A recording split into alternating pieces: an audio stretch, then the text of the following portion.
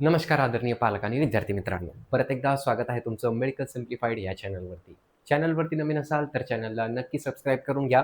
कारण जे पण नोटिफिकेशन सी-ई-टी सेलवरती येत असते, त्या सगळ्या नोटिफिकेशन आपण या चॅनलवरती ते अपलोड करत असतो. तर चॅनलला नक्की सबस्क्राईब करून घ्या. जेणेकरून तुम्हाला जे पण अपडेट आहे, सी-ई-टी सेल पोर्टलवरती जे पण येत आहे, त्याची तुम्हाला जी पण नोटिफिकेशन आहे ती भेटत राहील. ठीक आहे. तर आज आपण सी-ई-टी सेलवरती एक अत्यंत महत्त्वाची नोटीस आलेली आहे. तर कोणत्या विद्यार्थ्यांसाठी ती नोटीस आहे ते बघून घेऊया अगोदर आपण. तर submission of candidate grievance objection raising schedule कोणाकोणासाठी आहे? एच-एम-सी-टी जे विद्यार्थी आहेत ते, बी-सी-एचे विद्यार्थी आहेत जे आहेत ते, बी-बी-एचे विद्यार्थी जे आहे, बी-एम-एसचे विद्यार्थी आणि बी-बी-एम-सी-ई-टी 2026चे जे विद्यार्थी आहे त्यांच्यासाठी आन्सर की त्याच्यासोबतच ऑब्जेक्शन रायझिंग शेड्यूल रिलीज झालेलं आहे, ग्रीव्हन्स रिलीज झालेला आहे. आता आपण एक-एक करून सगळी इन्फॉर्मेशन त्याच्याबद्दल बघून घेऊया. तर ही नोटीस कधी आलेली आहे? तर 20/5/2026 रोजी ही नोटीस तुमच्यासाठी टाकण्यात आलेली आहे सी-ई-टी सेल पोर्टलवरती. आता याच्यामध्ये काय-काय सांगितलेलं आहे? तर बघा काय-काय तुम्हाला भेटणार आहे याच्यामध्ये. तर schedule for the display of question paper. काय-काय क्वेश्चन पेपर तुम्हाला याच्यामध्ये दिसायला भेटणार आहे. कॅन्डिडेट रिस्पॉन्स तुम्हाला याच्यामध्ये दिसणार आहे. त्याच्यासोबतच आन्सर की and the submission of candidate grievance objection तुम्हाला बघण्यासाठी मिळणार आहे.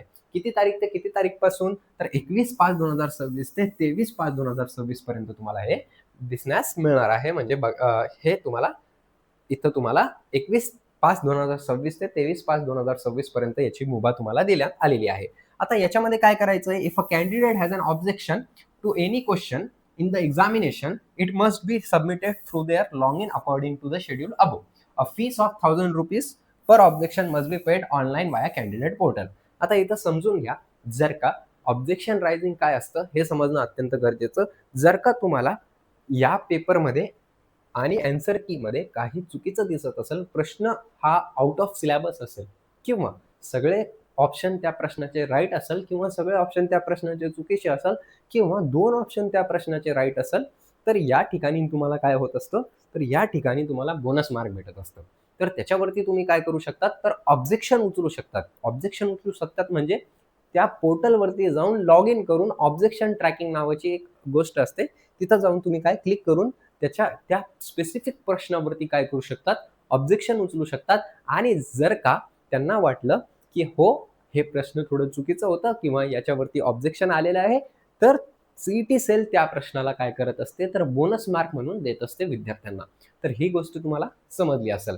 तर हे तुम्हाला किती तारीखपासून किती तारीखपर्यंत आहे, तर 21 तारीख ते 23 तारीखपर्यंत तुम्हाला ही मुभा देण्यात आलेली आहे.